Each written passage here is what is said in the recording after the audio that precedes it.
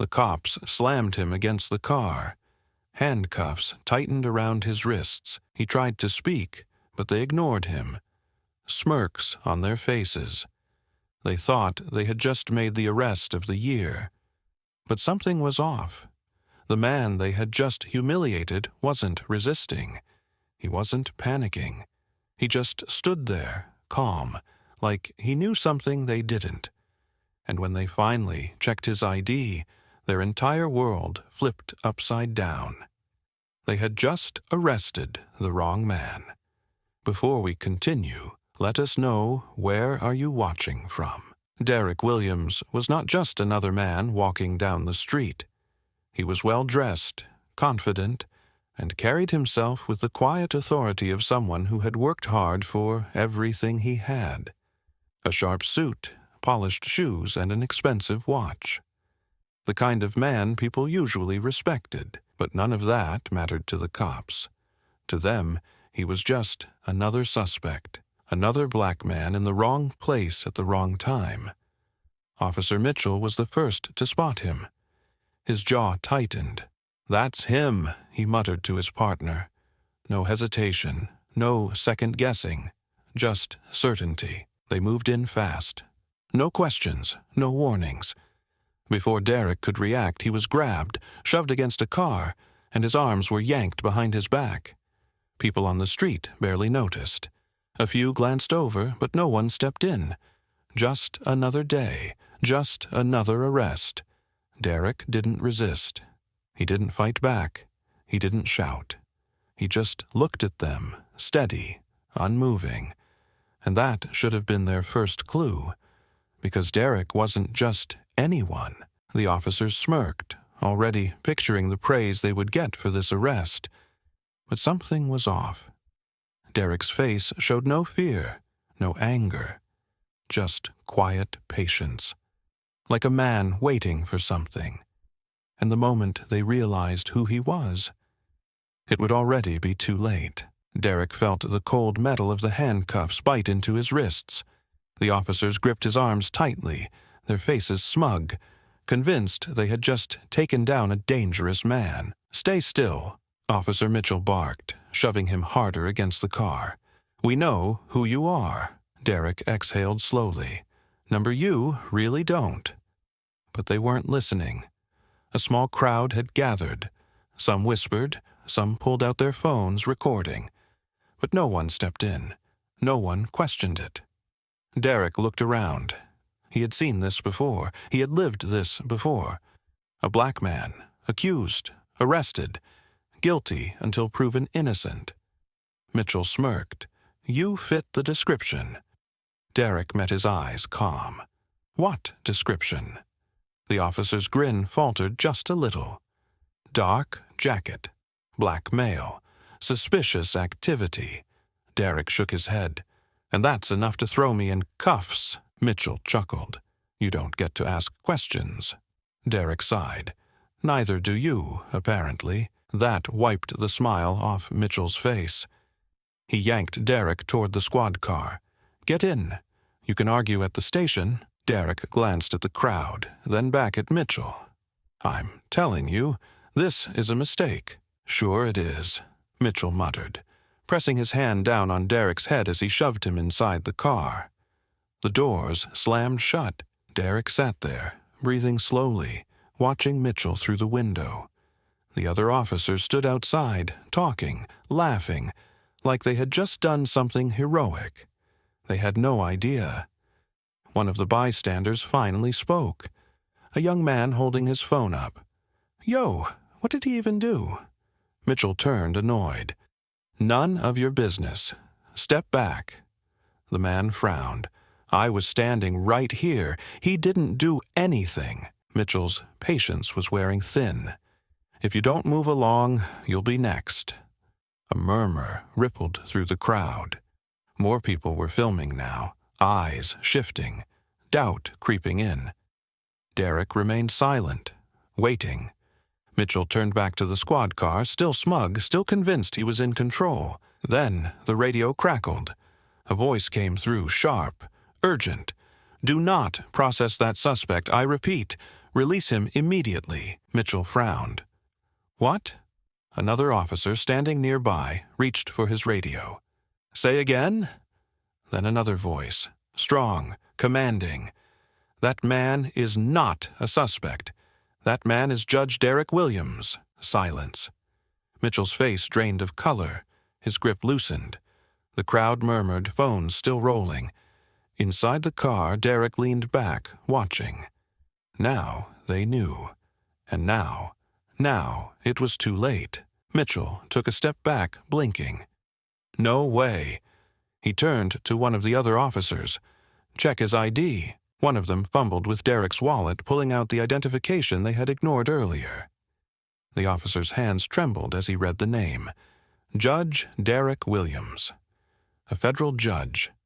A man who had the power to ruin their careers with a single phone call. Mitchell's mouth went dry.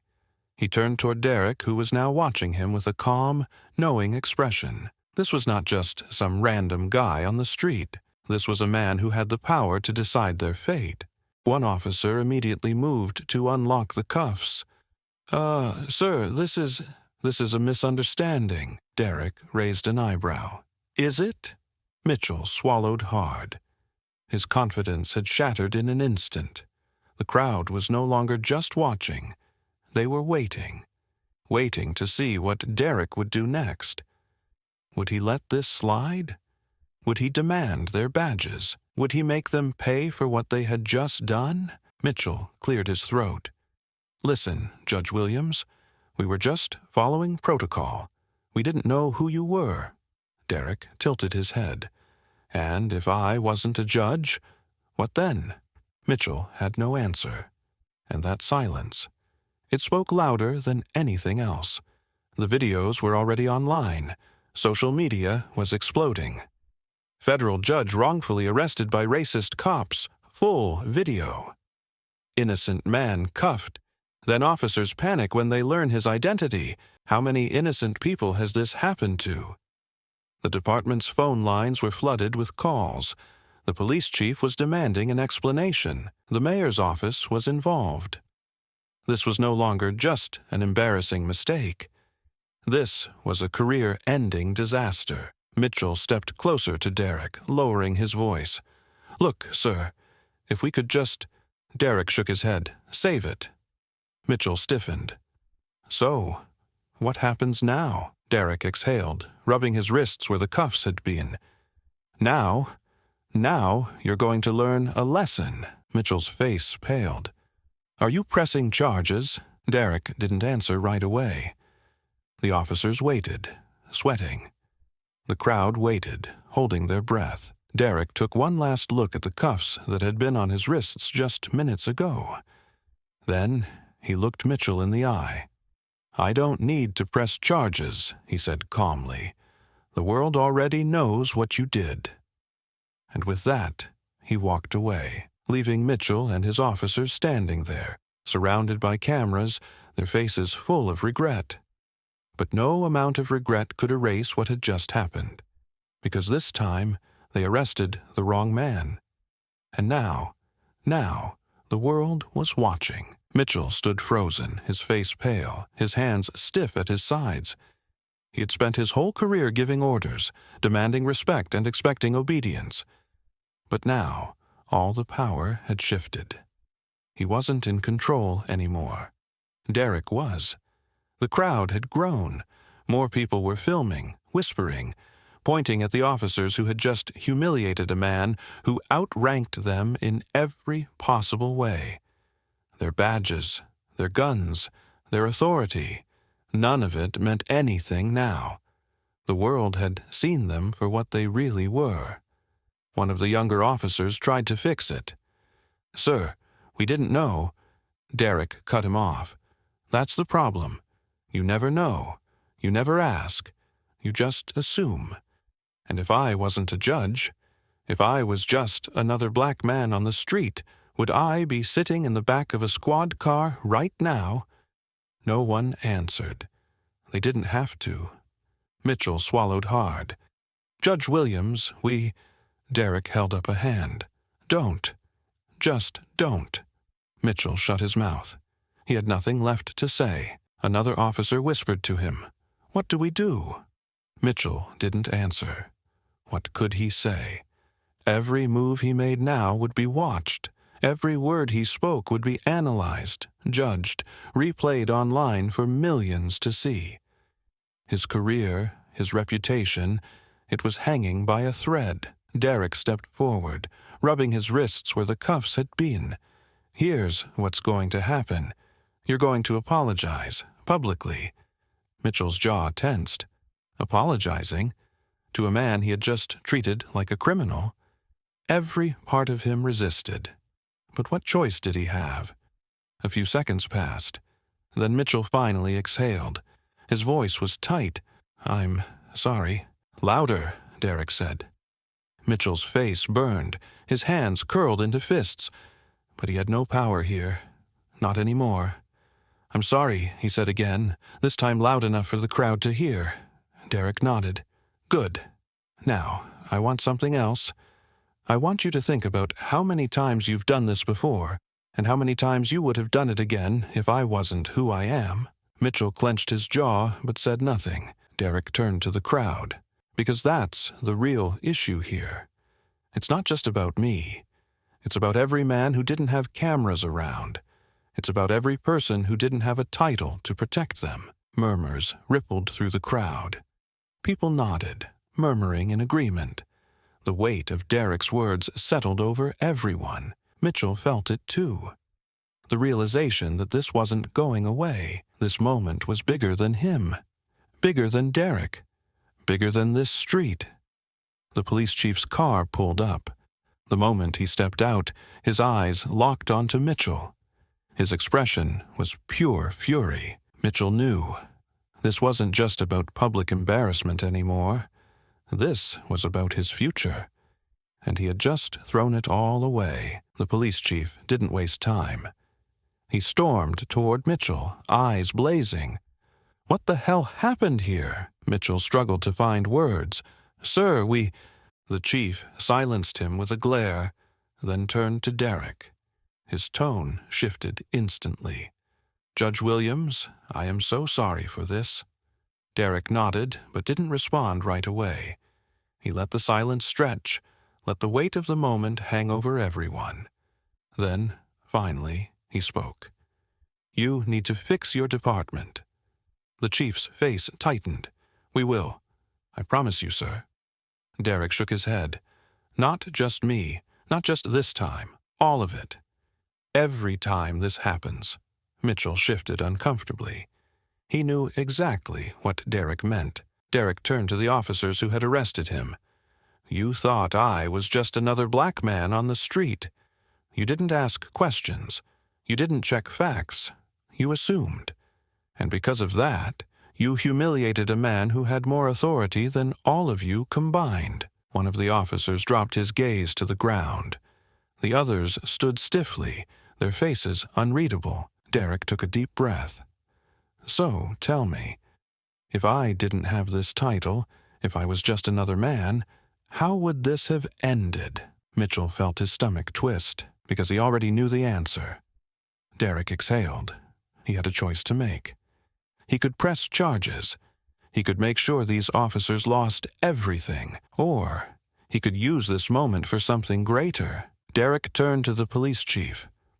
"I don't need an apology. I don't need you to fire them. But I do need change." The chief nodded. "Tell me what you want." Derek looked at the crowd, then back at Mitchell and his team. "Every officer here needs mandatory bias training.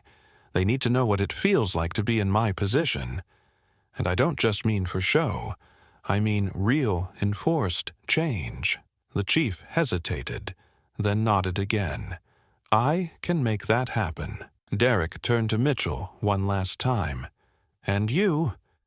You're going to spend the next month working with community outreach, meeting the people you claim to serve, looking them in the eye, and understanding what you did today." Mitchell's mouth opened, but no words came out. He had no choice. This was the only way to save what was left of his career. Derek exhaled, rubbing his wrists one last time. This time, I get to walk away.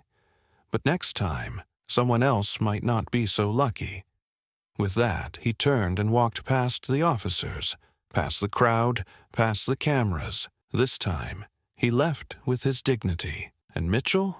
He was left standing in the wreckage of his own choices, knowing that nothing would ever be the same again.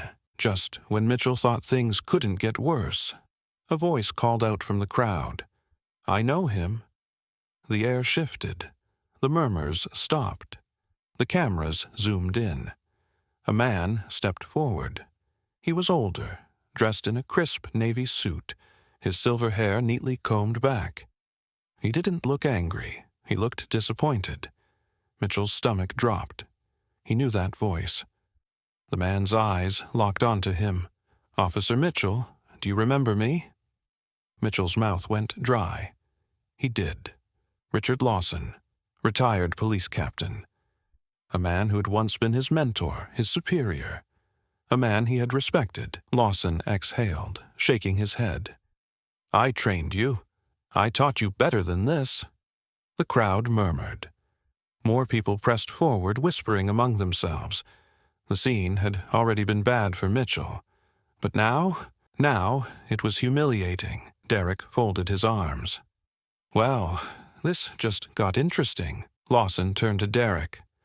"Judge Williams, I apologize for what happened here today, but I also need to say something else." Derek raised an eyebrow. "Go on." Lawson looked back at Mitchell, his expression unreadable. "I vouched for you. I told people you were a good cop, that you had potential. And now I see you pulling this?" Mitchell felt a lump in his throat. "Sir, Lawson cut him off. "No excuses, no justifications. You had a choice, and you made the wrong one." Mitchell's face burned. The respect he had once had, the trust, the reputation, it was crumbling. Derek watched the exchange, intrigued. "So tell me, Captain Lawson, what do you think should happen to him?" Lawson sighed, glancing at the cameras still rolling. "I think he needs to answer for this. Not just to you, but to the community." Derek nodded. "I agree." Mitchell felt his stomach sink. This wasn't over. This was just the beginning. The crowd wasn't just watching anymore. They were engaged. The whispers grew louder. One by one, people started speaking up. "I've seen him before," a man in a construction uniform muttered. "Pulled me over for driving too nice of a car. Searched me for no reason." Another woman shook her head. "My nephew was arrested by him last year. Charges were dropped, but the damage was done." Mitchell felt like he was suffocating. This wasn't just about today anymore. This was about every time he had abused his authority, every time he had gotten away with it. The cameras caught every reaction, every shift in expression. The world wasn't just watching. They were judging. Derek turned back to Lawson. "I respect you coming forward, but tell me something. Why now? Why didn't you speak up before?" Lawson hesitated. "I believed in him. I thought he could change." Derek tilted his head. "And now?" Lawson sighed. "Now I realize I was wrong." Mitchell clenched his fists, shame washing over him. Derek nodded, glancing back at the officers still standing stiffly, unsure of what to do. That's the problem. Too many people wait until it's too late. Mitchell knew what was coming next, and he wasn't ready for it. The weight of everything was crashing down on him. The whispers, the murmurs, the phones in his face. He couldn't take it. "This is insane," he muttered under his breath. "I was just doing my job." Derek's eyes snapped to him. "Your job?" His voice was sharp. "Your job is to protect and serve. Tell me, who did you protect today?" Mitchell had no answer. Derek stepped closer. "You humiliated me. You refused to listen. You assumed I was a criminal just because I was black. And you call that doing your job?" Mitchell swallowed hard. His heartbeat pounded in his ears. Derek let out a breath, shaking his head. "You don't even see it, do you? The way you looked at me, the way you treated me. You've done this so many times it doesn't even register anymore." Mitchell's fists unclenched. For the first time, he wasn't angry. He wasn't defensive. He was afraid. Because deep down, he knew Derek was right. The police chief stepped forward again. "Mitchell, I need your badge and your gun." Mitchell's breath caught. "Sir, now!" His hands shook as he unhooked his badge, placed it in the chief's outstretched palm, then handed over his firearm. "This is temporary," the chief said. "Pending investigation." Mitchell nodded stiffly. He knew what that meant. His career was over. The crowd reacted with a mix of shock and satisfaction. Some nodded in approval. Others whispered, still processing what they had just witnessed. Derek watched it all. The weight of the moment sat heavy on his chest. This wasn't just about him. It was about every innocent person who never got justice. Lawson looked at Mitchell one last time. "I told you once that the badge doesn't make you a good cop. Your choices do. And today, you made the wrong one." Mitchell closed his eyes for a moment, then turned to Derek. "What happens now?" Derek considered the question. He had the power to destroy Mitchell completely. He could push for charges, could make sure his name was dragged through every headline. But that wouldn't change the system. It wouldn't stop this from happening to someone else. Instead, Derek turned to the chief. "Reform. Real reform. Training. Accountability. I want an official program. Something that ensures officers like him don't get away with this again." The chief nodded. "Consider it done." Derek exhaled. He had made his decision.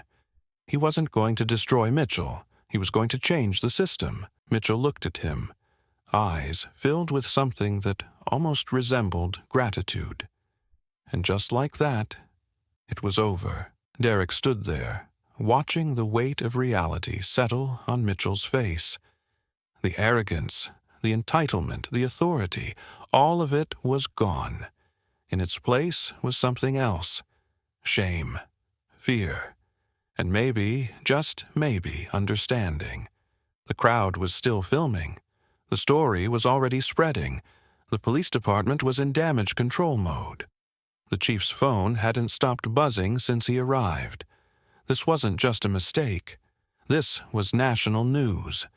Derek could feel the power in this moment, the choice that was his to make. He could ruin Mitchell completely. He could demand his arrest, push for charges, make sure he never wore a badge again. And part of him wanted to. Part of him wanted revenge. But revenge wasn't justice. He had spent his entire life believing in the law, believing in fairness, in doing what was right even when it was hard. And if he gave in to his anger now, he would be no better than the people who had treated him as less than human. So instead, he took a deep breath and spoke. "This isn't about one bad cop," he said, turning to the chief. "This is about a system that lets bad cops thrive." The chief nodded stiffly. "We'll take action, I promise you that." "That's not enough," Derek continued. "Promises fade. Words mean nothing without change." The crowd murmured in agreement. This wasn't just about Mitchell anymore. This was about every innocent man who had been stopped, humiliated, arrested, or worse, without a camera to catch it. Derek turned to the cameras. "I walked away today because of who I am. But what happens to the next person who doesn't have a title, who doesn't have power?" Silence. The weight of the question hung in the air. Mitchell swallowed hard. For the first time, he saw it. The pattern, the problem, the damage. Derek nodded at him. "You want to fix this? Start with yourself." Mitchell's mouth opened, then closed. He had no defense. The chief exhaled, then turned to Mitchell. "We'll talk at the station. But understand this, You are suspended, effective immediately. The crowd reacted. Some nodded in approval. Others muttered that suspension wasn't enough. One man in the crowd spoke up. That's it? That's all he gets. Derek turned to him. You want more? The man scoffed. You really think this changes anything? Derek understood the frustration. He had felt it himself too many times. But he also knew something was changing. This time, the truth had been exposed. This time, the system couldn't bury it. Derek faced the cameras. No, this doesn't fix everything, but it starts something. Reporters who had arrived late started shouting questions. What do you want to happen next? What do you say to people who think this was just one bad officer? What would you say to others who've been in your position? Derek held up his hand, silencing the noise. He chose his words carefully, knowing they would be heard across the country. I don't want revenge. I want reform. I want accountability. I want every officer to know that the badge doesn't give them unchecked power. It gives them a responsibility. The police chief shifted uncomfortably. Mitchell's eyes dropped to the ground. Derek continued. What happened today?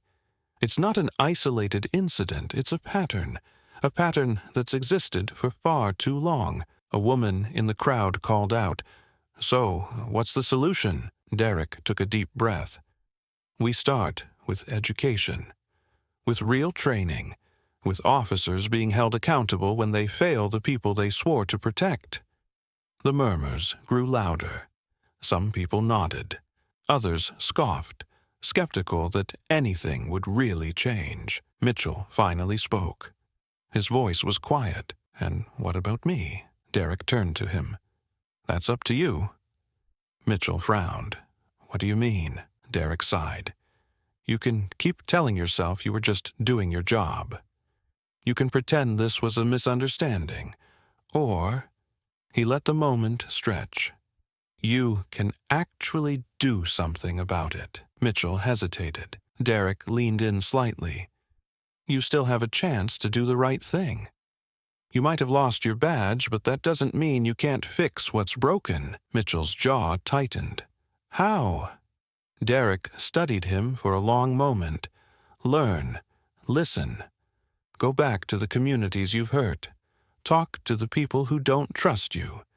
And instead of assuming you know everything, start asking questions. Mitchell nodded slowly.